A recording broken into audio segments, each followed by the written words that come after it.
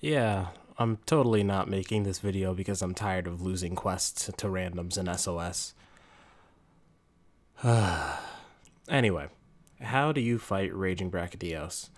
I'm just going to go ahead and break this down as simply as possible for everyone. I'm going to go over everything you're going to need for the hunt. Items, equipment, build, food, his moves, best openings, what you should actually be doing during the fight, what you should be doing solo and multiplayer, etc., etc. I'll try to make it as fast as possible as well. So, going in no particular order, the items you're going to need for the hunt are obviously your potions, normal potions, and mega potions. Bring honey so you can turn your potions into mega potions if you need to. Max potions and ancient potions, and if you can afford to, the materials to make more mid-hunt. At least 2 Dust of Life for emergencies if you're playing in multiplayer. And even if you're playing in solo, Dust of Life heals a bunch of health in one go, so it's worth having. Mega Demon Drug, Mega Armor Skin, that's self-explanatory. Buff up, why not? If you use them for damage, you can bring traps. Just know that in the last area where he's like super enraged, you can't put any traps down. He's not capturable either. At least 2 Mega Barrel Bombs. There is an opportunity during the quest, whether you're solo or not, where anyone can sleep him, and, sleep bombing is good. An emergency Farcaster, because, why not? You can't use it in the last area, but in all the other areas, if you think you're about to die and you can get out with Farcaster, do it. It's better to just go back to camp in panic than die. One thing that I don't think a lot of people use is dash juice, and I highly suggest that you use dash juice for this hunt because lots of rolling, lots of diving, and more importantly, a lot of running around. You can dodge a lot of Raging Brachydios' attacks just by running. If you have the space, Demon Powder and Armor Powder, it's always good to be that teammate that supports the others. You don't want everybody else dying on you. And obviously cool drinks. You don't have to bring cool drinks with you. When you're going down to the volcano area of the Guiding Lands, there are chill shrooms everywhere, so you can just grab them from there. 3 other items that I'd suggest you bring just in case you have an overabundance of them for some reason. Wetfish scales or great wetfish scales are amazing to have in any hunt because they make your sharpening time almost non-existent. Sushi fish scales are also really good to have, specifically great sushi fish scales, because they'll heal about as much as a mega potion, but they'll do it instantly. And last is smoke bombs. If you don't know what smoke bombs do, you can throw a smoke bomb down at your feet, and if you stay in it long enough, it's not really that long, only a couple seconds, the monster will lose sight of you. So if he's all over you and you really need a breather, you can throw a smoke bomb down and get a little bit of a breather. Also remember that you can use the bushes that are in the area to crouch in, and you can lose them that way as well. There's also smoke puff plants that you can use too. So for your equipment and your build, and specifically equipment, I mean your hunter tools. The tools that I highly suggest for the hunt are the Fireproof Mantle, for obvious reasons. You can't get fire blighted when you have the Fireproof Mantle on. It reduces fire damage. If you're wondering why talking about fire damage and Brachydios is all about blast, well, when you explode, you light on fire, and that fire damage can kill you sometimes. And also it protects you from hot environments, so if you don't have cool drinks or you forgot it, you can just throw it on. Fireproof Mantle very, very much helps for this fight. And also, it'll prevent Blast Blight, more obviously. You can walk all over the slime and not get it as long as you have Fireproof Mantle on. Second thing I suggest, Temporal Mantle. I'm not going to explain anything. Everyone knows how that works. The third and final hunter tool that I would suggest, and this is mainly for team play, is actually the Cleanser Booster. I've noticed that a lot of people are going into this fight without blast resistance, and you don't have to put it on, but I don't know why you'd make it harder for yourself. But yeah, if you use Cleanser Booster, it'll instantly get rid of any blights, Fire Blight, Blast Scourge, all of that. So you can throw it down in the final area where the blast is everywhere, and whoever doesn't have blast resistance on already, they can take care of it that way.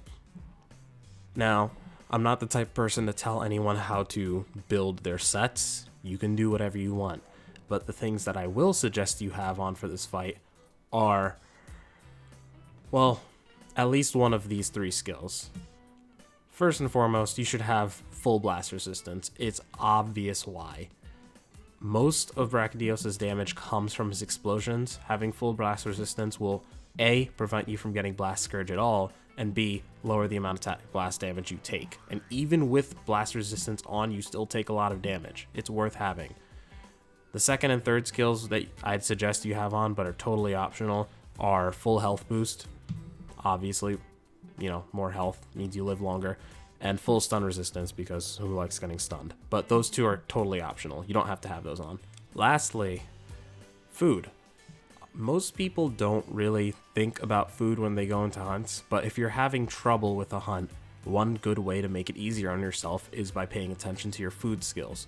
So I highly suggest that if you're having trouble with this hunt, specifically trouble staying alive, go for Feline Moxie. You get that from having 6 resilience in your food skills, which is the blue ones.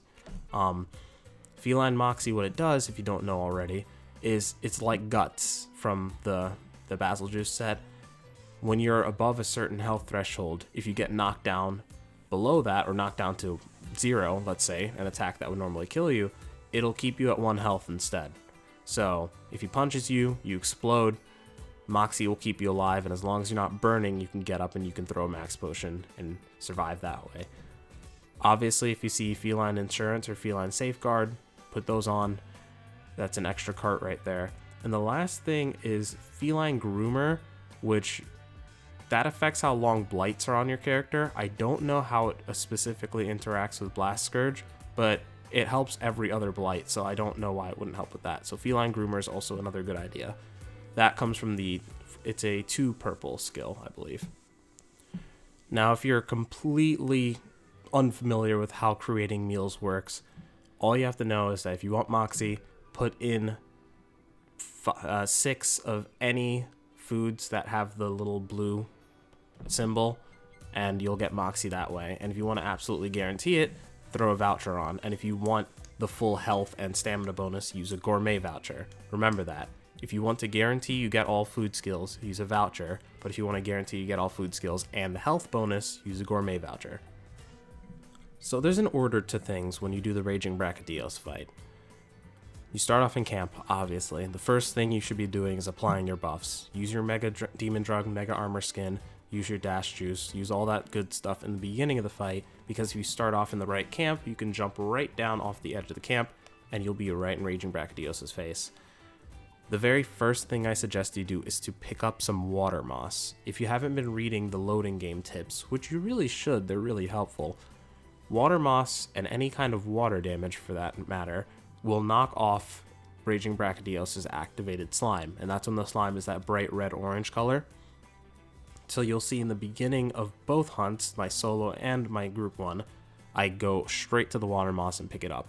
Now, if you want to use the water moss to knock off the slime, you have to hit the exact area where the slime is. So that's like the tips / sides of his arms, the very front of his face, or the very tip of his tail.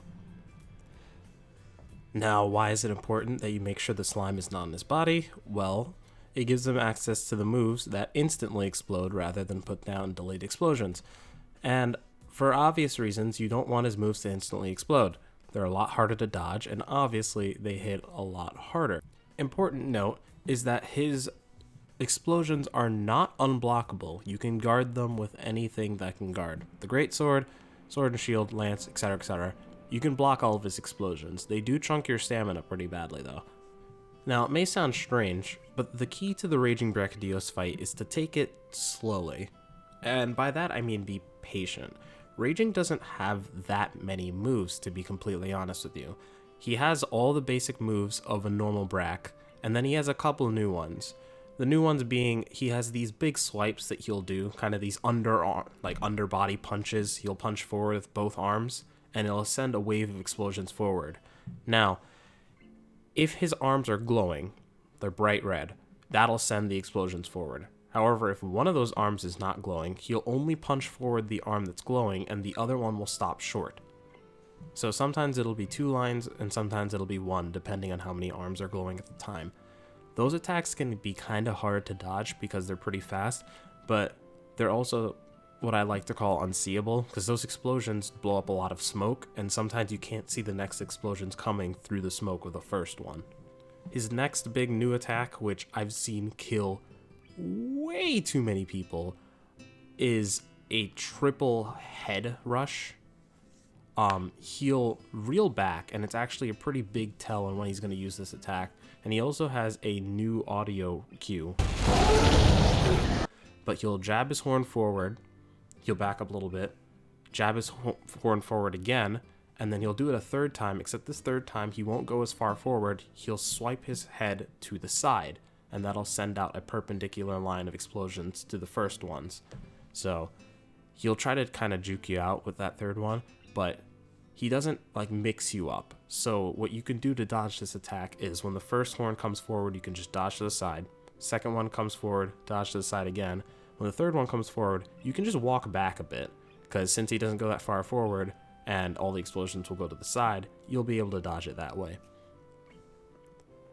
The third attack that I actually don't have footage of because I've only seen it once in all of the hunts I've done, and that leads me to believe it might be a special big attack, is he'll start kind of punching, swiping at the ground underneath him, and it'll kick up explosions all around him, all over the area.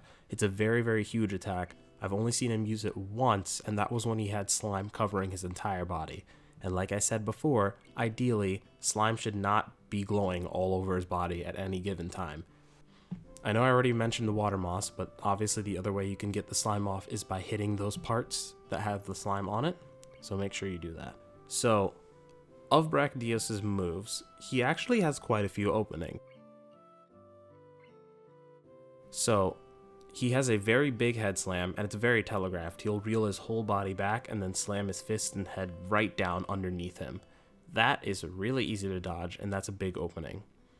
He has a big fist slam where he'll reel back a fist and he'll slam it down to the ground. And he usually does this against hunters who are grounded. So if you can dodge that, that's also a really easy way to get damage onto his arm. Another easy opening is his jump.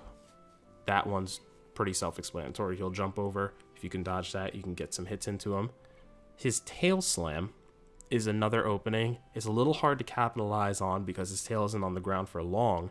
And if you stay by his tail for too long after he does the slam, he'll follow up with a second one. But again, easy way to get damage onto his tail if that's the case. His roar is an easy opening, and obviously if you have earplugs, any roar is an opening for you. But since Brachydios is a brute wyvern, his roar takes a really, really long time. He roars basically twice, so you'll recover from the roar stun before he's actually done roaring, even if you don't have earplugs. So you can take that opportunity to do a little damage. When you break his arms, that's a hard knockdown. Easy opening right there. And then the other two obvious openings are slamming him to a wall and getting mounts. Raging follows a linear path compared to some other monsters. It's almost scripted the way he moves. He'll start off in Area 2 of the Guiding Lands map, and you'll fight him there for a while. Area 2 has 2 places for you to get water moss, so make sure you use them. After Area 2, he almost always goes to Area 3. Now, he'll either go to Area 3 using the underpass that goes under the first western camp, or the upper path that goes right past the first western camp, and then he'll jump down. What I suggest you do is take the path that goes back up to the first western camp, because there's a cliff where you can jump down to Area 3. If you jump down to Area 3, you have a very good chance of landing right on him, and that's a good way to get an easy early mount. Area 3 is filled with spore puffs, a vigor wasp, and lots of water moss, so make sure you use all of those.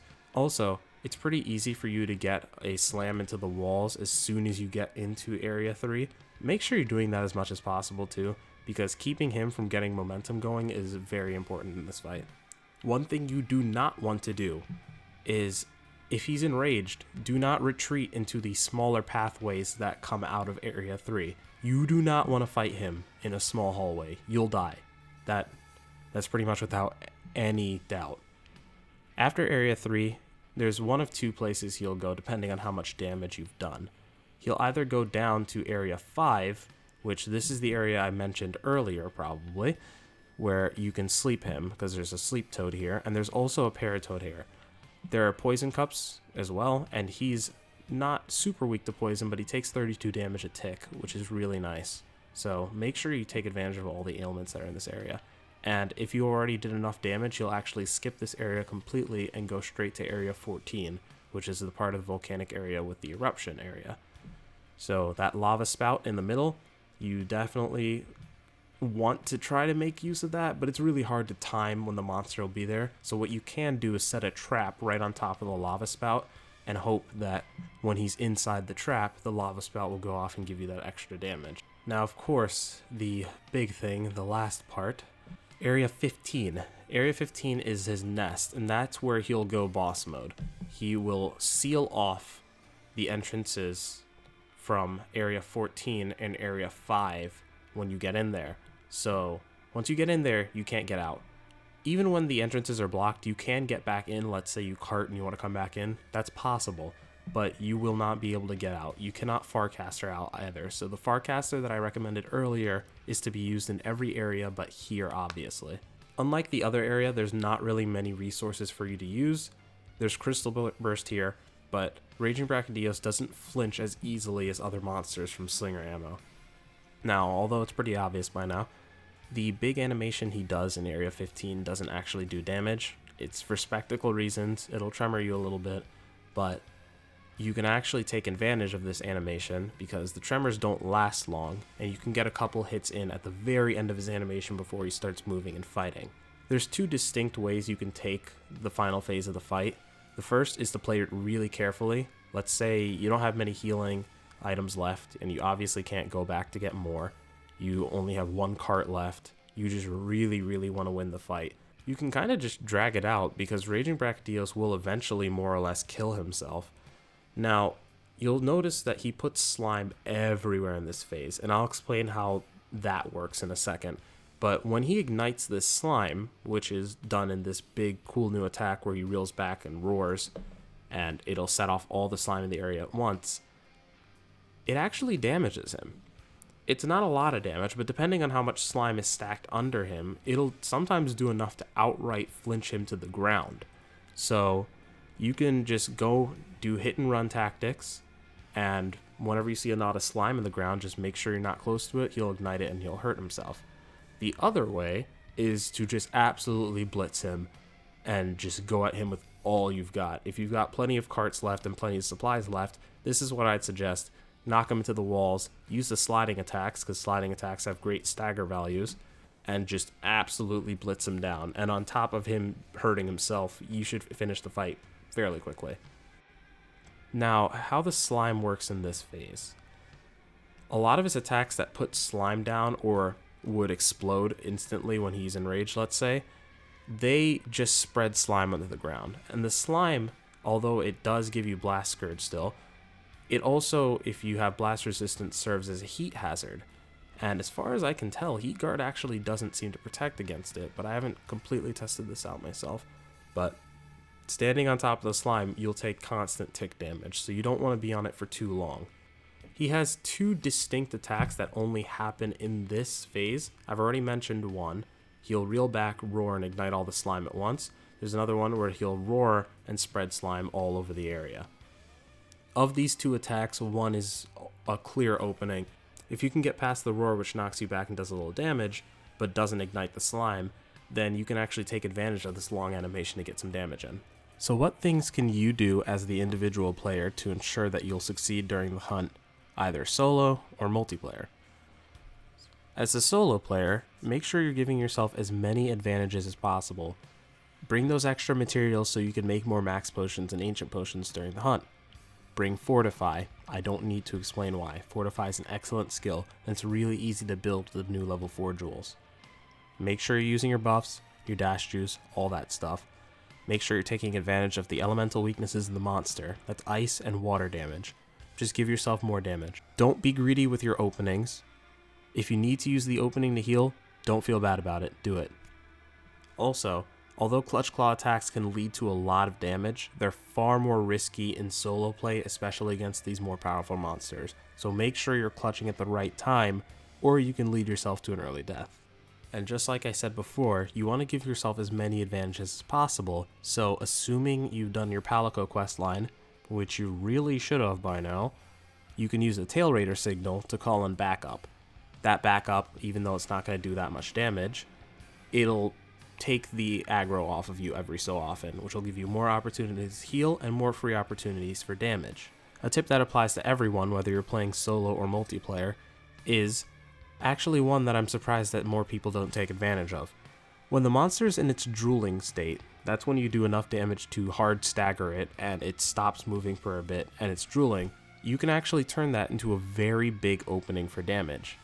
Now, if you didn't already know, if you clutch claw into the monster at that state, you'll see them stagger again, and it'll give you enough time to complete your clutch claw animation safely.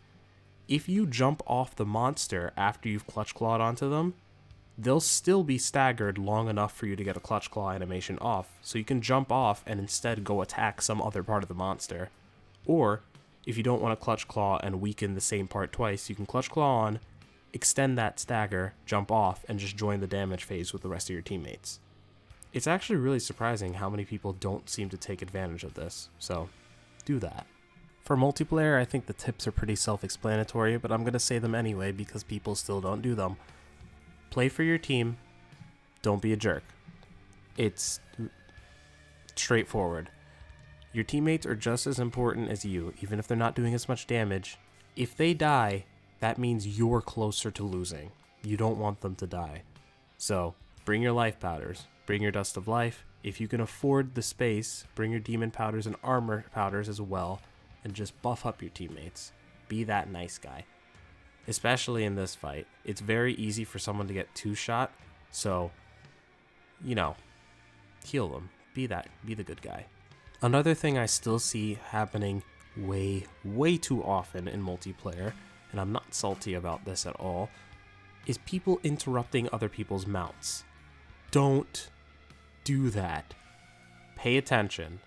Usually people have mounting quotes. Pay attention to the side of the screen. If you see someone's mounting a monster, do not clutch claw onto its face and slam it into a wall, because you just wasted a damage opportunity. Instead of mounting the monster, knocking it down, getting damage, then when it gets back up, you knock it into a wall and get more damage, you just brought it back down to 1 damage phase. So you essentially added more time to the quest. Make sure you're not doing anything that'll interrupt the mount of your teammate. Now, sometimes it's impossible to avoid this. Sometimes some part breaks will instantly stop a mount, but that's usually unintentional. I'm talking about those people out there, and I know you're out there. Oh, I know you're out there. That purposefully, it seems, interrupt the mounts. Just don't do that. It's such a jerk move.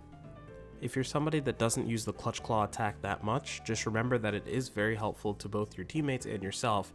Heavy weapons will soften the monster's parts, making them weak points, and it's very obvious why that's a good thing. I've been saying obvious a lot this video. That's what happens when you're unscripted. And also, if you're using a light weapon, it'll drop pods, and slinger pods are just so strong now with all the slinger updates.